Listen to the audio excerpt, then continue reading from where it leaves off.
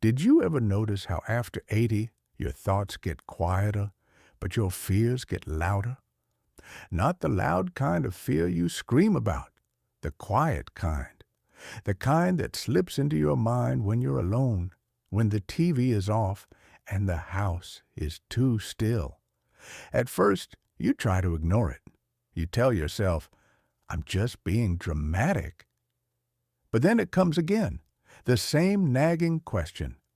What if I can't handle what's coming next? This video is for those of us in our 80s or getting close, who've worked hard, lived long, and earned peace, but find ourselves worrying more than ever. These fears are not irrational. In fact, they're signs of deep self-awareness, of wanting to protect what little time and dignity we have left. But here's the truth nobody told us when we were younger. After 80, fear doesn't always look like panic. Sometimes it wears the face of silence. You may not say the fear out loud, but it shapes your days. And if you're not careful, it can quietly shrink your world. In this video, we're going to talk about the 5 biggest fears that show up most often after 80, and more importantly, how to recognize them for what they really are. Not just problems, but unspoken calls for change. Whether you're already in your 80s or walking toward them, this message is for you. Let's get into it. Number 1, fear of becoming a burden. One of the deepest fears that begins to grow after 80 is this quiet, aching thought. What if I become a burden to the people I love? It doesn't show up all at once. At first, it's just a small hesitation before asking for help with something simple. Carrying a heavy bag, driving to the doctor, reaching the top shelf. But over time, those small hesitations turn into silence. You stop asking. You try to do it yourself. You downplay the pain, and all the while, the fear grows. If I lean on them too much, will they pull away? This fear isn't just about physical dependence. It's also about emotional weight. Many older adults worry that by sharing their struggles, they'll bring down the mood, that their children already have too much on their plates, that they should smile and say, I'm fine, even when they're not. It's a mindset that seems noble, but slowly robs you of connection, honesty, and care. Psychologically, the fear of being a burden is tied to a loss of perceived value. When you've spent most of your life giving, raising children, working hard, solving problems, receiving can feel uncomfortable, even shameful. You may start measuring your worth by how little you ask for, instead of how much love you give and receive. But that's not how real relationships work. People don't love you because you're easy. They love you because you're you. I once spoke with a man named Harold, 84 years old, who said he'd stop telling his daughter about his falls. She gets so worried, he said. I don't want to be a headache. But over time, that silence created distance. She thought he was doing fine, so she didn't visit as often. He thought she was too busy, so he kept quiet, and slowly the bond between them began to thin. Not because of conflict, but because of unspoken fear. The irony is this. In trying not to burden others, many older adults end up burdening themselves. They carry more than they should, isolate more than they need to, and miss out on the deeper relationships that only come when we're honest, even in our weakness. If this fear lives quietly in you, I want to tell you something as plainly as I can. Your existence is not a burden. Your stories, your presence, your vulnerability, they matter. You're not a problem to solve. You're a person to love. Number 2, fear of being forgotten. This one doesn't always shout. It whispers in the quiet moments, in the pause after the phone doesn't ring or when holidays pass and no one asks what you're doing. It creeps in. Will they forget me? Am I already fading from their world? For many seniors past 80, this fear doesn't come from ego, it comes from love. You've built a life, raised a family, formed friendships. You remember birthdays, anniversaries, favorite meals, and so when others forget, especially those you hold close, it's not just a missed call. It feels like a little piece of you has been erased. This fear is deeply tied to identity. After retirement and after children grow up, our roles shift. We go from dad or mom to grandpa or nana, from the one who makes things happen to the one we'll call later. That change, if not spoken about, can feel like fading into the background. Some people deal with this by overcompensating. They send texts, call constantly, offer to babysit, make excuses to drop by just to stay relevant. Others retreat. They say they'll come when they have time, but inside, each silent week feels heavier than the last. I met a woman named Joyce, 82 years old, who told me she didn't decorate for Christmas last year for the first time in 50 years. No one's coming, she said with a soft smile. I'll just keep the lights off. But behind that smile was a heart still hoping for someone to prove her wrong. This fear isn't selfish. It's human. We all want to matter, and at 80 or 85, you still do matter. The wisdom you carry, the love you've given, the lessons you've lived, they don't expire. But the world doesn't always reflect that back. That's where the pain begins. The best remedy for this fear isn't just to receive love, but to stay open to it, to speak up, to invite people in, to share what you miss without shame, to remind your loved ones, not out of guilt, but out of truth, that your chapter isn't over. There's still more of you to know. Number 3, fear of losing control after 80. One of the most unsettling feelings isn't physical pain or even loneliness. It's the slow, creeping sense that you no longer have control over your own life. You might not say it out loud, but deep down, many seniors feel it. Decisions are being made for you, not with you. It starts subtly. Your children might suggest a different doctor. Your caregiver might rearrange your kitchen to make it easier. The pharmacist talks more to your daughter than to you. Bit by bit, your autonomy gets chipped away, not always out of malice, but out of misplaced protection. But here's the truth most don't want to admit. Losing control doesn't feel safe. It feels humiliating. It can feel like you're being slowly erased from your own life story. And once you sense that happening, trust becomes harder. Confidence starts to wobble, and dignity takes a hit. I once spoke with a man named Harold, 84. He said, "My grandson drives me to the bank now." Nice kid.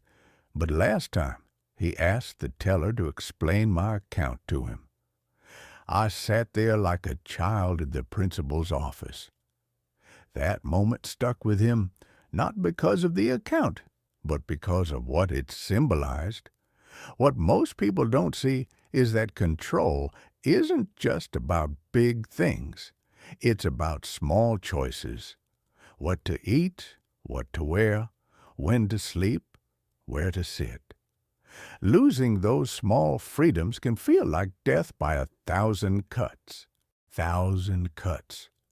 You're still breathing, but someone else is running the show now. This fear often hides behind silence. Older folks won't always push back. Many were raised to be respectful, accommodating, not to make trouble. But inside, there's a quiet grief, a longing to say, "Let me decide, let me be." So, what can you do? First, Speak up gently but firmly. Reclaim your voice. I appreciate the help, but I'd like to decide this myself. Second, choose something each day, no matter how small. That's your choice. Your breakfast, your clothes, your schedule. Those small wins rebuild your inner ground. You've spent decades making decisions, guiding families, running businesses, surviving hardships. That wisdom doesn't disappear at 80. It becomes sharper, more refined. You have every right to steer your life until your last breath. This fear doesn't make you stubborn. It makes you human. And standing up for your right to choose isn't selfish. It's essential, because a life without control isn't peace. It's quiet resignation, and you were made for more than that. Number 4, fear of being forgotten. There's a quiet fear that creeps in for many after 80, not of death, not of sickness, but of fading away, of being forgotten while still alive. It's that deep ache that whispers, "Does anyone even remember who I really am?"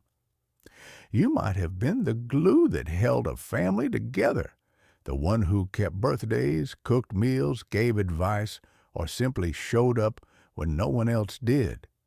But now, maybe the phone doesn't ring as often.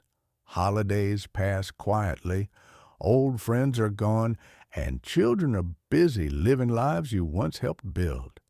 This isn't about needing praise or attention.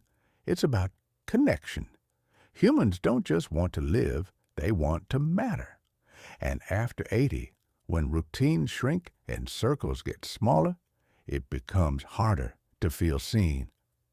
Eleanor, 82, told me this: "My family loves me, I know that, but I feel like a photograph on a shelf. Still there, but no one looks anymore." That sentence hit me in the chest, because it's not just about being remembered during the holidays. It's about being remembered as you. And the pain of being forgotten isn't only emotional, it affects the body. Studies show that social isolation increases the risk of cognitive decline, heart issues, and even early death. The body listens when the spirit feels invisible. But here's what's often overlooked. You don't have to wait for others to remember you. You can remind them and yourself who you are. Share stories, photos, recipes, memories. Speak your name into the air again, not as a plea, but as a presence. Reach out, not just to family, but to neighbors, church groups, book clubs. You'd be amazed how many others are also waiting quietly, hoping someone will remember them too. And when you do that, you don't just stop yourself from being forgotten. You help others be remembered too. If you're still watching this video and finding these insights valuable, please comment number 4 below to let me know you're here. And if you haven't subscribed yet, I recommend you subscribe and turn on the bell so you don't miss any videos. Your support helps us continue creating good content to inform and inspire you. Now, let's move forward. Number 5, fear of losing dignity. One of the hardest things to face in our 80s is the slow loss of independence, and with it, the quiet erosion of dignity. It's not always dramatic. Sometimes it's as small as needing help, buttoning a shirt, or having someone remind you of things you used to remember without effort. But these moments can chip away at a person's confidence, leaving behind frustration, shame, and silence. Dignity isn't about pride, it's about having control, about choosing how you live, how you're seen, and how you're cared for. And when that control starts to slip away, many seniors don't speak up. They don't want to be a burden, or worse, be pitied. I once spoke with Henry, 84, who told me, I'd rather fall trying to do it myself than sit there waiting for someone to help.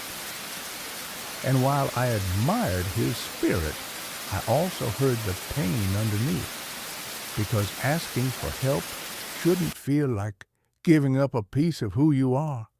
The real danger here isn't just physical, it's emotional.